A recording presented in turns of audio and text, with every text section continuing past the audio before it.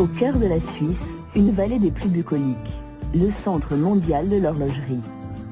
C'est ici que se trouvent les horlogers les plus réputés de la profession. Depuis des siècles, ces hommes sont obsédés par l'idée de fabriquer la montre parfaite. Pour percer le secret du temps qui passe, ils prennent tout leur temps.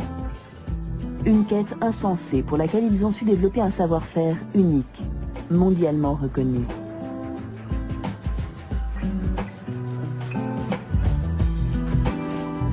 Dans le Jura suisse, la mesure du temps est un art. Nous partons à la rencontre de maîtres d'œuvre de génie et de leurs extraordinaires inventions. Le berceau de l'horlogerie suisse se trouve à Genève, aux portes du Jura. C'est ici, dans le quartier historique de Saint-Gervais, que des joailliers genevois et des huguenots venus s'installer dans la ville créent en 1601 la toute première corporation d'horlogers. Quelques années auparavant, Jean Calvin, l'un des pères de la réforme protestante, a interdit aux Genevois de porter des bijoux. Du coup, joailliers et orfèvres ont utilisé tout leur talent pour fabriquer des montres. Une façon de contourner l'interdit tout en exerçant leur métier. Rapidement, les montres se parent d'or et de pierres précieuses.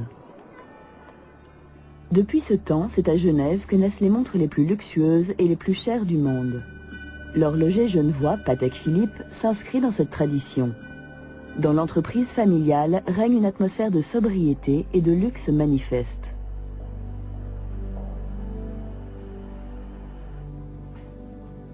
Pour beaucoup, les meilleures montres mécaniques sont fabriquées ici dans ces ateliers. Seul un horloger hors pair peut assembler un mécanisme si minuscule et si compliqué à la fois. La plus petite mécanique de précision qu'une main puisse assembler.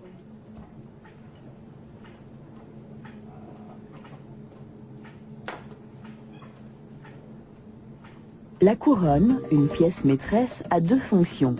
D'une part, elle sert à remonter le mécanisme et d'autre part, à mettre les aiguilles à l'heure.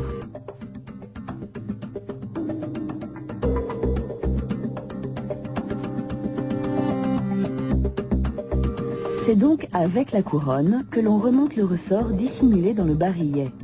C'est ce qu'on appelle l'armage du ressort. Le ressort est le moteur de la montre, sa pièce vitale. Après avoir été remonté, il se détend lentement. L'armage entraîne les roues d'engrenage qui entraînent à leur tour toutes les parties du mécanisme. S'il n'était pas freiné, le ressort enroulé en spirale se détendrait en quelques secondes et les aiguilles s'emballeraient. Pour empêcher le déroulement incontrôlé du rouage, l'encre transmet les impulsions du balancier à la roue d'échappement.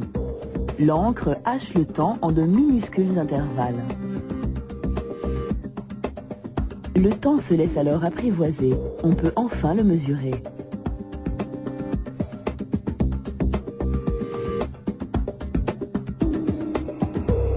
Une montre mécanique de valeur a bien souvent d'autres fonctions que celle d'indiquer l'heure.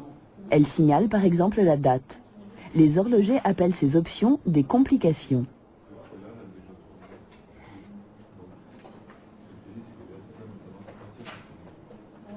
Ici, l'horloger assemble une complication très rare, un mécanisme délicat et ingénieux appelé tourbillon.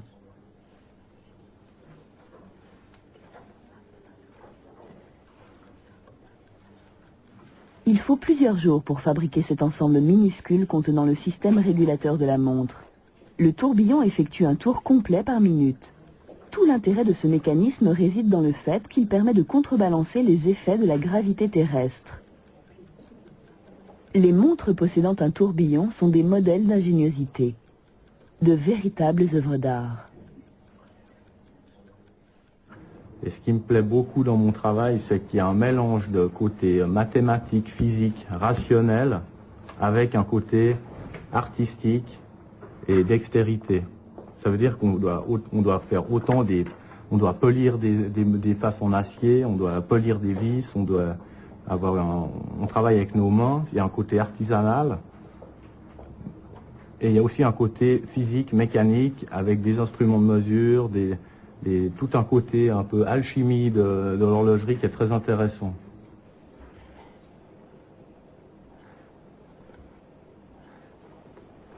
Dans l'atelier contigu, Paul Buclin assemble une montre de 1200 pièces et 22 complications. Un record de complexité, le couronnement de sa carrière. Le Star Caliber, donc, c'est une pièce qui a été faite. Elle n'est pas terminée, elle est en réalisation. C'est pour ça que vous avez les deux couvercles qui se trouvent ici. C'est une pièce qui a été faite pour le passage de l'an 2000. Alors, elle a 22 complications. Elle a en particulier un lever et coucher du soleil, chose qui n'avait pas été faite de cette façon sur d'autres pièces. Vous avez deux aiguilles de minute, une qui indique le temps moyen et l'autre qui indique le temps solaire. La différence, c'est ce qu'on appelle l'équation du temps. Et de l'autre côté, alors vous avez quelque chose qui pour ma part est très joli, et c'est la position pour l'hémisphère nord de toutes les étoiles qui tournent avec l'ouverture ici pour Genève, et d'autre part un autre disque qui vous indique les phases de la Lune et l'âge de la Lune. Voilà.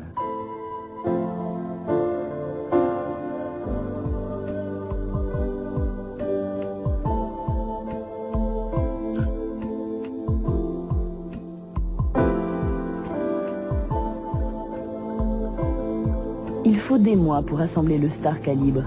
Il n'y en aura que 16 exemplaires. Son prix, environ 2 millions d'euros. Dans les ateliers d'horlogerie, le temps est une affaire précieuse. Les montres du Jura sont des objets très recherchés pour des placements financiers, mais aussi comme symbole de réussite sociale, ou encore comme objet de prestige.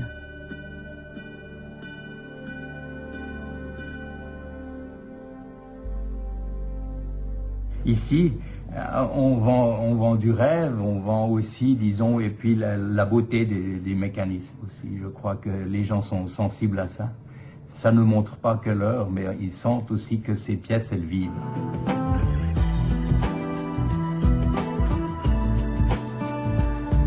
Au milieu du XVIIIe siècle, les horlogers genevois connaissent un tel succès que pour pouvoir honorer toutes les commandes, ils font appel aux paysans des vallées jurassiennes, à qui ils sous-traitent de plus en plus de travaux. Pendant les longs mois d'hiver, ces paysans n'ont pas d'activité. Beaucoup vont alors apprendre quelques notions de métallurgie et d'horlogerie afin de s'assurer un revenu supplémentaire. Certains vont se montrer si doués qu'ils vont devenir de véritables experts.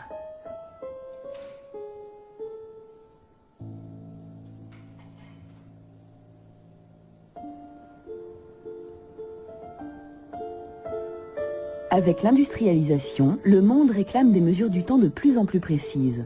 C'est en particulier dans le Jura qu'émerge une nouvelle génération d'horlogers, élaborant des montres plus petites, plus précises, plus résistantes.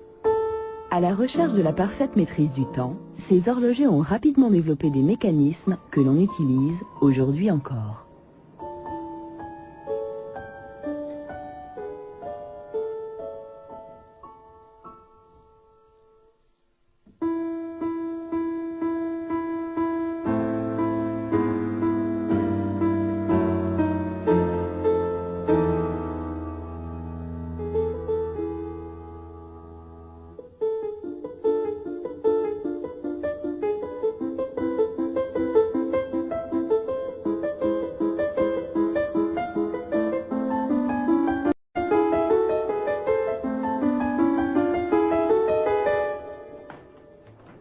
Au XVIIIe et XIXe siècle, l'horlogerie permet de développer la mécanique de précision. La complexité des ouvrages augmente. Les maîtres horlogers du Jura rivalisent d'ingéniosité. Ils construisent des mécanismes extraordinaires qui dépassent le cadre de l'horlogerie. En 1810, les frères Rochat créent cet automate en forme de pistolet.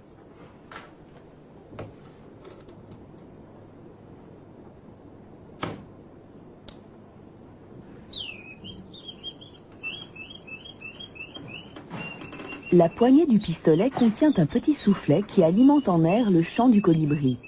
L'oiseau métallique est la pièce maîtresse d'un mécanisme qui fonctionne sur plusieurs niveaux.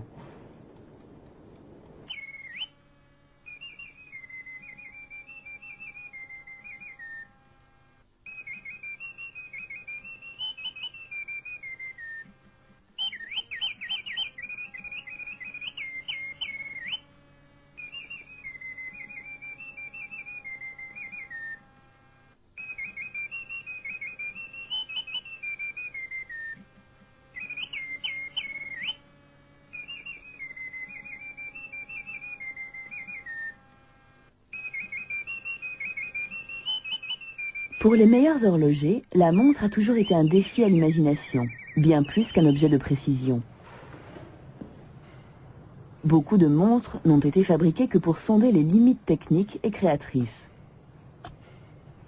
Sur cet automate, la montre n'est plus qu'un accessoire incrusté dans la crosse.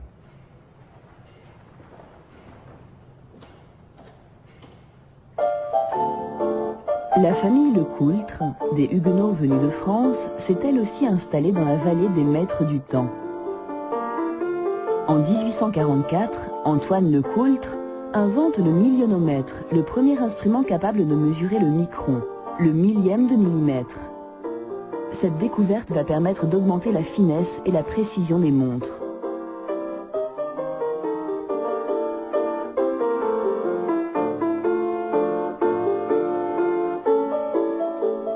La famille Lecoultre est à l'origine de l'une des premières manufactures du Jura. L'homme et la machine se partagent les tâches. Ce sont les débuts de la production industrielle de montres en Suisse. Toutes les étapes de la fabrication d'une montre sont désormais réunies en un seul endroit. Du travail de l'acier à la création du cadran et des aiguilles, en passant par la fabrication des boîtiers. À chaque époque, les clients ont de nouvelles exigences. Les armées européennes réclament des montres pratiques, qu'il ne faut pas aller chercher au fond d'une poche. C'est pour elles que les maîtres horlogers inventent les premiers bracelets montres.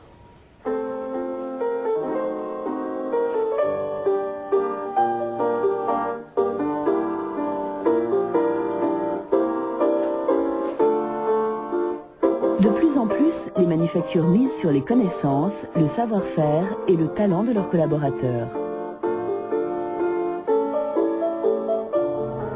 Hier ein anderes kleines Weltwunder.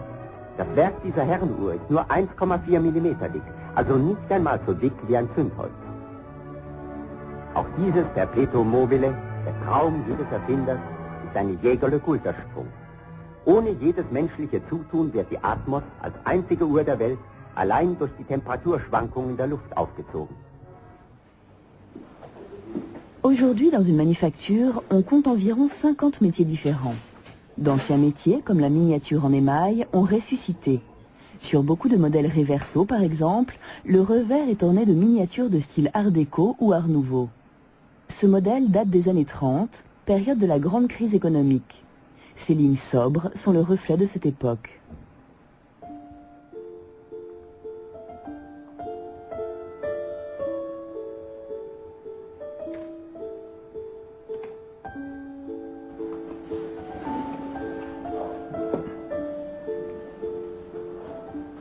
Le modèle Reverso était à l'origine destiné aux sportifs. Il possède un boîtier pivotant qui permet de protéger le verre, très fragile à l'époque.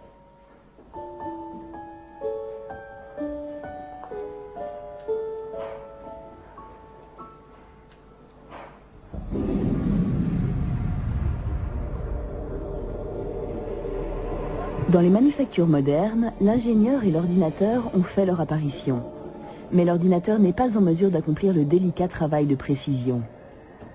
Ici, là, on voit la finesse de cette plaque, ici. Et par exemple, la première que j'ai faite, je l'avais fait 2/10 trop fine. Et au moment du détourage, ça fait comme une chips. Donc la platine, ici, c'est galbé. Donc elle était inutilisable. Et ça, c'est toujours des petites choses que, même en conception, même quand on simule, on calcule ou tout, on n'y pense pas. Et c'est en faisant les protos qu'on se rend compte tous les problèmes qu'on rencontre.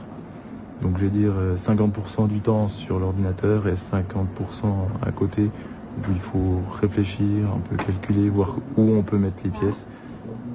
Puisqu'on gagne énormément de temps en le faisant dans la tête qu'en essayant sur la pièce chaque fois de tout déplacer, sinon ça demande vraiment énormément de travail. Donc si on a déjà une idée claire dans la tête, je veux dire le gros du boulot il est là.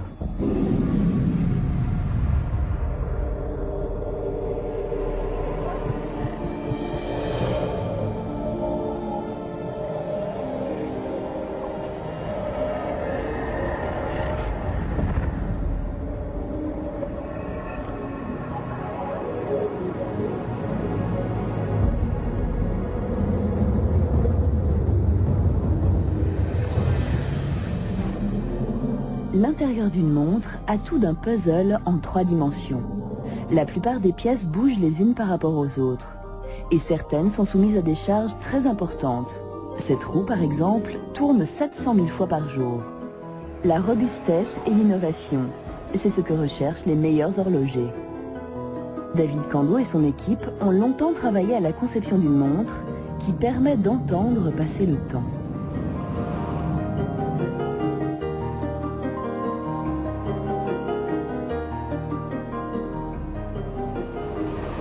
La spécialité de cette pièce, c'est la partie qu'on retrouve ici avec les deux marteaux qui vont venir frapper sur les gongs qui sont fixés à la glace de la montre, qui vont vraiment procurer un son ce qu'on appelle de cristal, puisque le timbre est relié directement à la glace.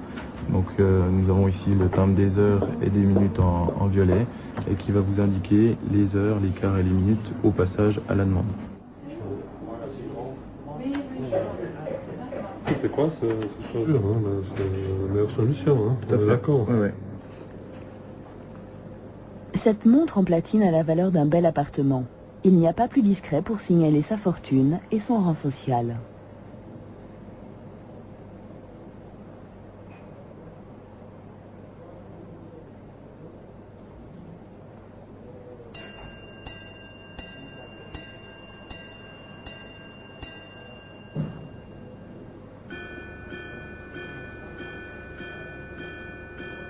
Vanessa Ancel travaille à l'étage supérieur, le plus prestigieux de la manufacture. La jeune femme est l'une des horlogères les plus douées de la profession. Elle travaille actuellement sur un calibre minuscule, de la taille d'un ongle. Dans le jargon horloger, le calibre désigne l'ensemble du mécanisme, appelé aussi mouvement. J'assemble le calibre 101, qui est réputé pour être le calibre le plus petit du monde. Il a seulement 98 pièces, 0,75 grammes.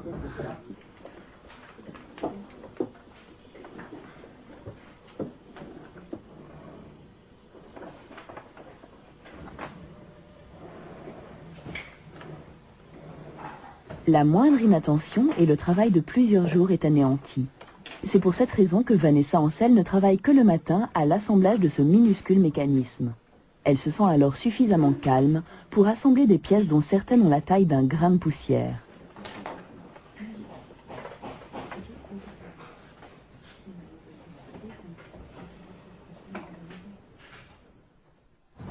Oui, c'est vrai que c'est particulier de faire cette pièce-là, parce qu'apparemment, il n'y a pas grand monde, quoi.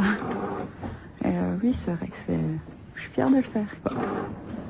Une bonne horlogère, surtout la patience. Ne pas baisser les bras aussitôt dès que ça va pas, parce que c'est vrai que c'est souvent. Et oui, prendre le temps en temps, faut savoir aussi sortir un moment, respirer, et puis revenir, et puis pas stresser. Depuis 1929, le calibre 101 constitue le cœur des montres bijoux. À l'époque, la bienséance voulait que les femmes ne portent pas de montres. Du coup, elles étaient dissimulées dans des bracelets ou des broches.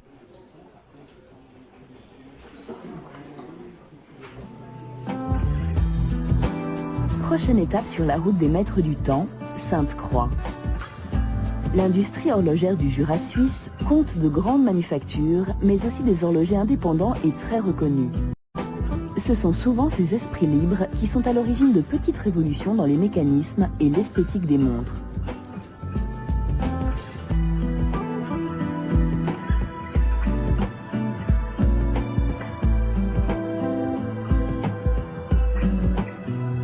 Vianney Alter a installé sa petite manufacture dans une ancienne fabrique de boîtes à musique. Il a grandi dans les faubourgs de Paris où son père était conducteur de train. À 13 ans, il commence un apprentissage d'horloger. À 17, il est embauché chez un restaurateur de pendules et de montres anciennes. C'est là qu'il va apprendre toute la beauté et l'ingéniosité des vieilles mécaniques. À 30 ans, Vianney Alter quitte les bords de Seine pour les montagnes suisses, comme beaucoup de passionnés d'horlogerie avant lui. Depuis toujours, il se passionne pour les instruments de navigation.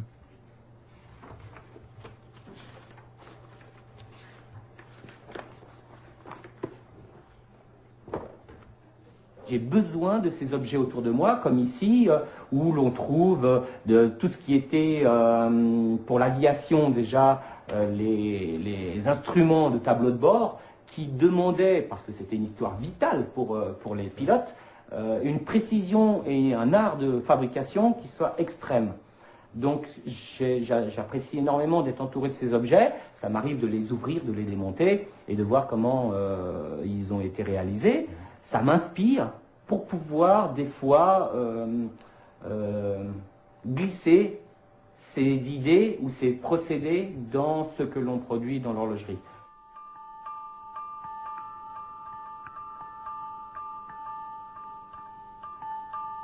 Viana Alter est réputé pour mettre beaucoup de lui-même dans ses créations. Une chose qui est sûre si je voulais, mais que je fais en fait, de mettre dans les produits, c'est une partie de mon âme. Ça, c'est sûr. Et c'est pas visible, ça. Vous pouvez chercher. Bien que si vous regardez bien, je pense que vous pouvez voir quelque chose.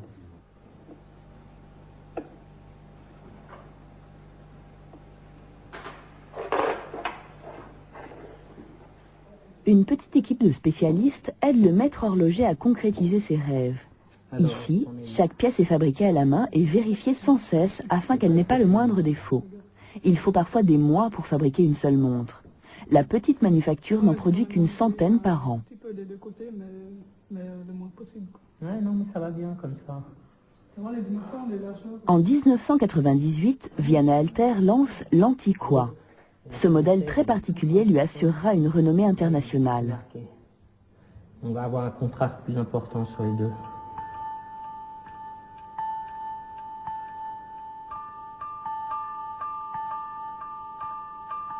Le modèle Antiqua réunit prouesse technique et design exceptionnel. Mais qu'est-ce qui fait aujourd'hui le succès d'une montre? Je dirais que c'est un mélange des deux. Et il faut une montre, que je la considère moi de valeur, il faut qu'elle ait une technique ou une construction qui soit remarquable et que son image soit remarquable. Il faut qu'elle plaise. Si elle est super bien née à l'intérieur mais qu'elle a un corps abominable, elle a un intérêt, mais elle n'a pas un intérêt complet. L'image et la technique ou la façon de construire sont liées maintenant complètement.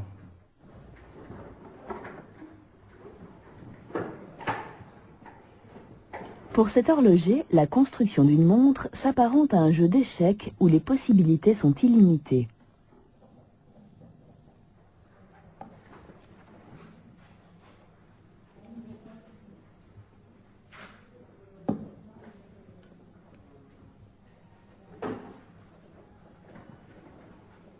Okay. Ça fait même la partie aussi de la porte. Ah oui, tu viens t'intégrer directement sur la porte et en fait on la recoupe au centre. Voilà, ça fait la totalité. Plus que jamais, les précieuses montres mécaniques sont convoitées et collectionnées. Des objets cultes qui méritent un écrin à la hauteur de leur valeur. Chez Viana Alter, ce sera un magnifique coffret en marqueterie. La partie frontale aussi qui va venir recevoir ce type de décoration et de continuité du fil. L'horloger accepte de nous montrer le dernier né de ses projets, le modèle Cabestan, une montre au design révolutionnaire.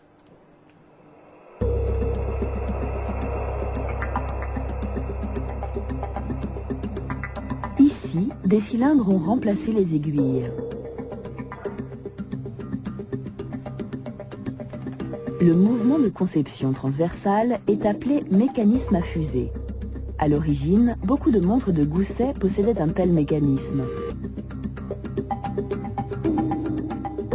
Une fois, un client m'a demandé, ma montre, elle coûte 100 000, enfin, il n'explique pas le tarif, mais il dit bien qu'il l'a payé très cher. Des fois, quelques centaines de milliers de francs, puis il explique, mais ma montre, elle n'est pas très précise, vous savez, toutes les semaines ou tous les 10 jours, il faut remettre à l'heure. Et là, je lui explique clairement que s'il veut avoir l'heure précise, il n'y a aucun problème, c'est très facile. Il prend son téléphone mobile et puis il regarde l'heure dessus, il a l'heure sans aucun problème pour un prix extraordinaire. Mais que s'il a envie de rêver, il prend ma montre et puis là, il a accès au rêve.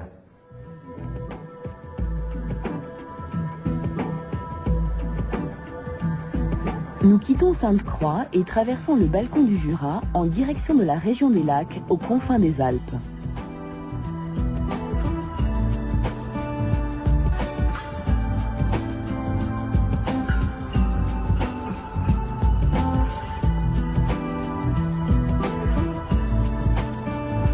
C'est au bord du lac de Bienne que se décida le sort de l'industrie horlogère suisse il y a quelques dizaines d'années. Gâtés par le succès, les fabricants n'avaient pas suivi les évolutions technologiques. Quand il y a 30 ans, les montres à quartz japonaises inondèrent le marché au détriment des montres mécaniques, l'horlogerie suisse connut la crise la plus sévère de son histoire. C'est un conseiller en économie et finance, Nicolas Hayek, qui révolutionnera la branche. Ce fou de montre investit à l'époque dans les montres de luxe, mais il décide aussi de riposter sur le marché des montres à bas prix.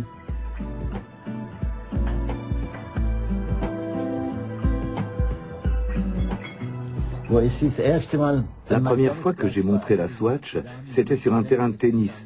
Je me souviens qu'il y avait des jolies femmes qui jouaient au tennis avec moi. Personne ne savait ce qu'était une Swatch. Ce nom n'était pas encore connu. Je l'ai montré comme ça et j'ai dit « Nous allons conquérir le monde avec cette montre ». Ça les a toutes fait rire. Elles ont dit que j'étais bien optimiste. Le secret de cette montre, c'est qu'elle n'est faite que de 51 pièces, alors qu'il en faut normalement 150.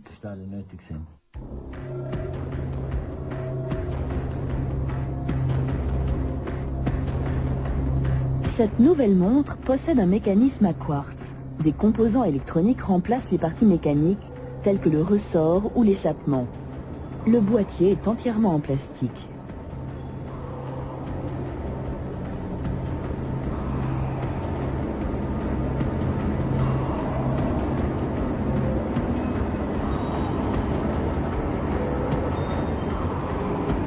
Nicolas Hayek révolutionna aussi l'assemblage de la montre. Il remplaça les hommes par des robots plus rapides. Le temps, c'est aussi de l'argent.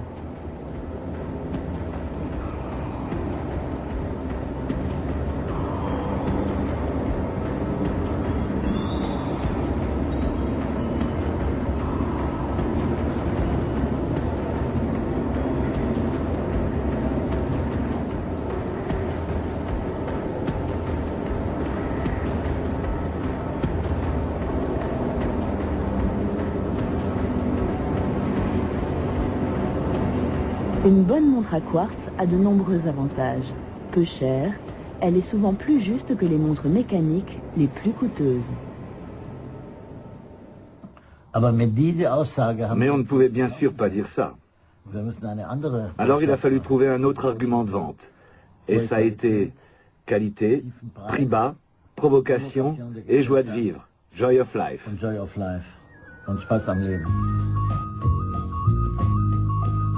L'innovation de Nicolas Hayek devint l'expression d'un style de vie. Depuis, les modèles sont sans cesse renouvelés et renouvelables. Branchés, colorés, jamais ennuyeux, à l'image de celui ou celle qui les porte.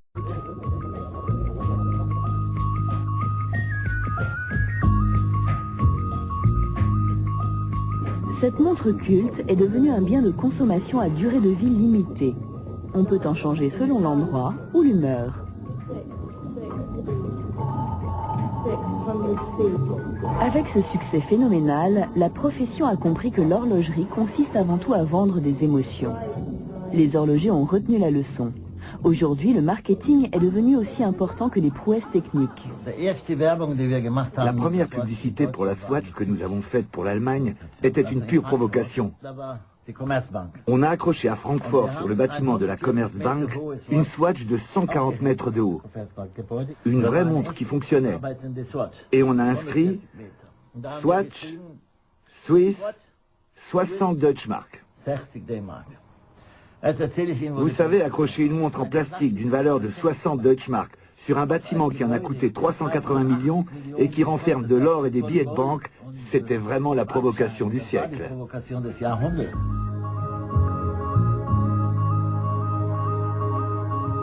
Avec le temps, la Swatch a fini par devenir un classique de l'horlogerie suisse.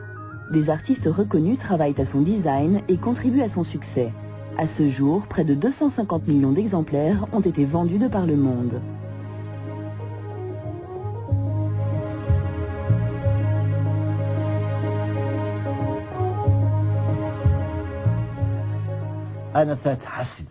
D'un côté, je déteste le temps. Dans ma vie, j'ai pu tout contrôler, à part la mort et les impôts. Mais le temps, on ne peut pas le maîtriser. Il vous file entre les doigts. Hier encore, j'étais le plus jeune dans les réunions, les commissions, dans les entreprises où j'étais. Mais aujourd'hui, je suis le plus vieux, et je ne peux pas maîtriser ça. C'est pour ça que je déteste le temps. Et pourtant, je l'aime aussi. Il m'a apporté beaucoup de joie. J'ai pleinement profité de la vie, je l'ai croqué à pleines dents. J'oscille entre deux sentiments. Le temps, je l'aime et je le déteste.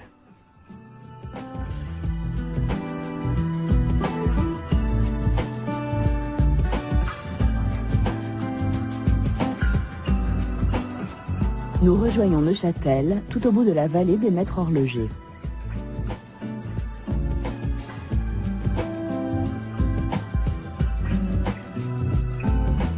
Le musée d'art et d'histoire de Neuchâtel abrite des machines extraordinaires. Ces automates ont été construits à l'époque des Lumières. Ces mécanismes exceptionnels sont le fruit de travaux aux confins de l'horlogerie, de la mécanique de précision et de la science.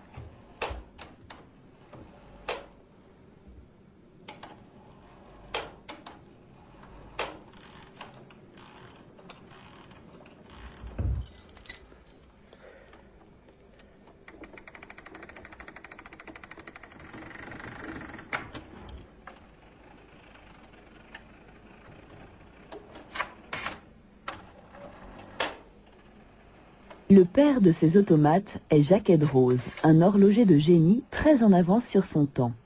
Ses créations savent dessiner, jouer de la musique et même écrire.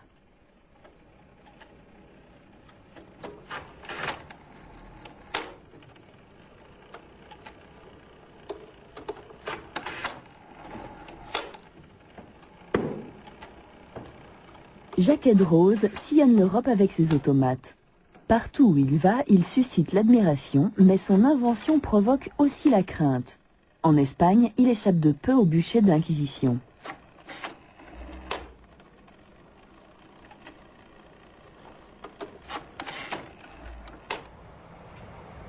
Au-dessus de la vieille ville, à l'observatoire, les successeurs de Jacques Edrose essaient de construire la montre la plus précise du monde. D'après Albert Einstein, le temps est une illusion tenace. Mais ici, l'illusion est mesurée avec une précision extrême.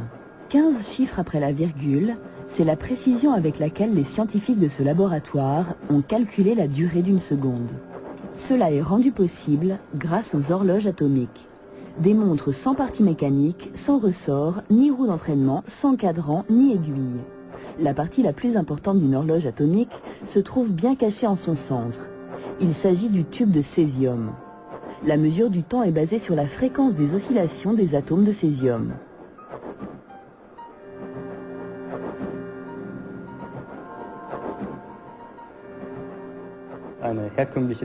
Dans une montre traditionnelle, il n'y a que quelques oscillations par seconde. C'est comme ça que se mesure le temps. Dans une horloge atomique, on mesure les oscillations de l'atome qui, elles, sont beaucoup plus rapides, de l'ordre d'1 milliard d'oscillations par seconde. Du coup, on peut mesurer la durée d'une seconde avec plus de précision.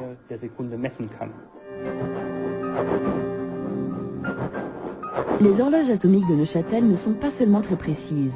Elles doivent aussi résister à des conditions extrêmes, comme celles de l'espace.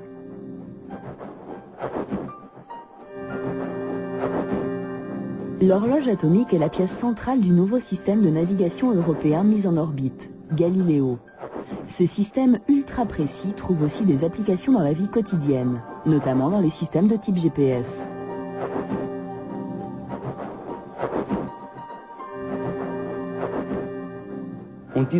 Ces systèmes de navigation, que beaucoup connaissent déjà grâce au système américain GPS, utilisent un réseau de satellites équipés d'horloges atomiques qui tournent autour de la Terre. Chaque satellite envoie des signaux radio contenant des informations d'une part sur sa position et d'autre part sur l'instant d'émission grâce à l'horloge atomique. Le calcul de la position peut alors s'effectuer par triangulation à partir notamment du temps mis par les signaux pour parvenir au navigateur. Plus l'horloge du satellite est précise, plus la position de l'utilisateur va elle aussi être précise.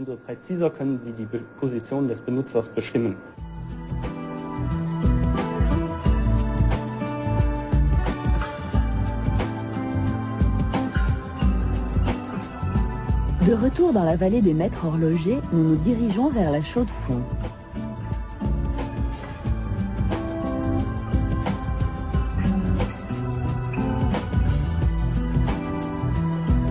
Cette ville a vu naître le constructeur automobile Chevrolet, ainsi que l'architecte Le Corbusier. C'est l'un des grands centres de l'horlogerie suisse.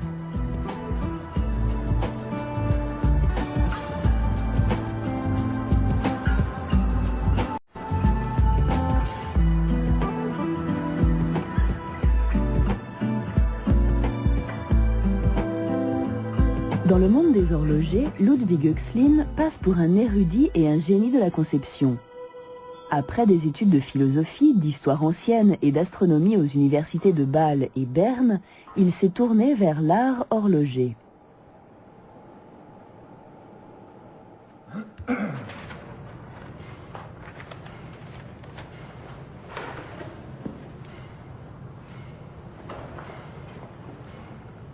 Dans l'atelier du Musée international d'horlogerie, Ludwig Oechslin vérifie l'authenticité de certaines pièces d'une horloge datant de la Renaissance.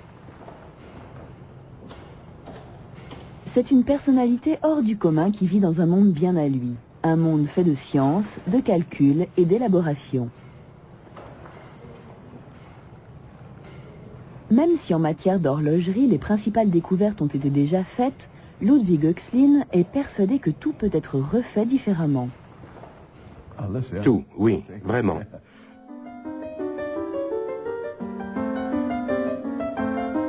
Sa grande passion, les astrolabes, de grands instruments astronomiques fabriqués au Moyen-Âge.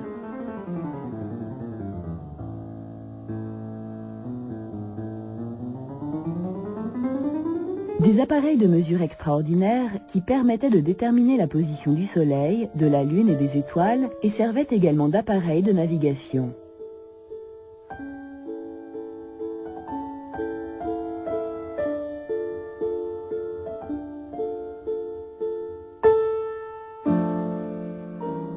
Ludwig Oechslin se fit connaître en réalisant un véritable petit miracle.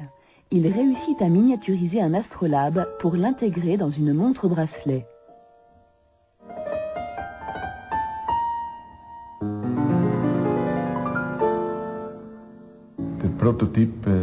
C'est cette montre qui m'a servi de prototype. Je l'avais construite peu avant mon examen de fin d'apprentissage. Je l'ai d'ailleurs portée le jour de l'examen. Vous voyez, elle est un peu épaisse. Mais c'est toujours comme ça dans les premières phases de la conception, pour les prototypes. On construit les choses de façon très solide, pour être sûr qu'elles résistent.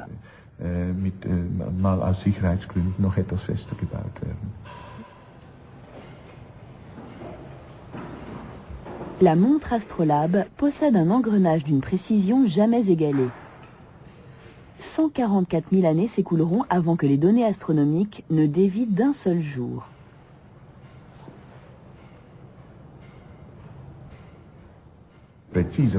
Il n'y a pas plus précis. Mais cette précision est poussée à un tel paroxysme qu'elle n'est pas perceptible. Et personnellement, cela me laisse un peu perplexe. D'un autre côté, cette précision a un sens, car cette beauté intérieure, atteinte grâce aux mathématiques, transparaît à l'extérieur, comme une âme. Si cette montre n'était pas aussi précise, elle ne serait pas aussi belle.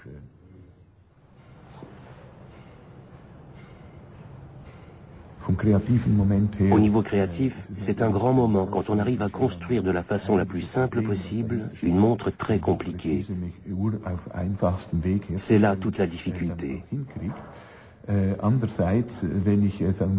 Quand j'ai construit ces montres astronomiques, je me suis imaginé qu'elles renfermaient quelque chose, un message à transmettre, une représentation pertinente de notre époque. Et en fait, ce message, c'est qu'il faut relativiser le quotidien. Car ici, il est question du cosmos. Le cosmos est grand, et nous sommes petits. Si ces montres permettent de susciter la réflexion, alors c'est une bonne chose, sans aucun doute. Ce modèle sans cadran ni aiguille possède un carrousel tourbillon indiquant l'heure par la rotation même de son mouvement. Deux ponts tournants superposés indiquent respectivement les heures et les minutes. Ludwig Oechslin a aussi imaginé un nouvel échappement, avec des roues en silicium, un matériau jamais utilisé jusqu'alors en horlogerie.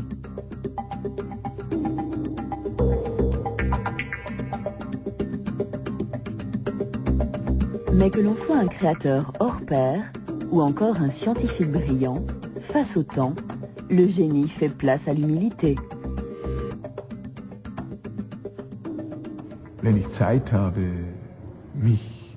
Quand je me plonge dans la construction de ces objets, quand je m'y perds en quelque sorte, alors ce sont des moments de bonheur exceptionnels. Mais quand je regarde mon agenda et que je vois que j'ai 3 choses à faire en même temps, et qu'elles sont peut-être aussi importantes les unes que les autres, alors je suis face à un problème, un vrai dilemme. Et du coup, le temps n'est plus agréable du tout. Les moments de stress ou d'ennui sont des moments, je devrais même dire, des émotions qui peuvent être très pesants et qu'on essaie d'éviter. En fait, je pense que les meilleurs moments, c'est quand on oublie le temps.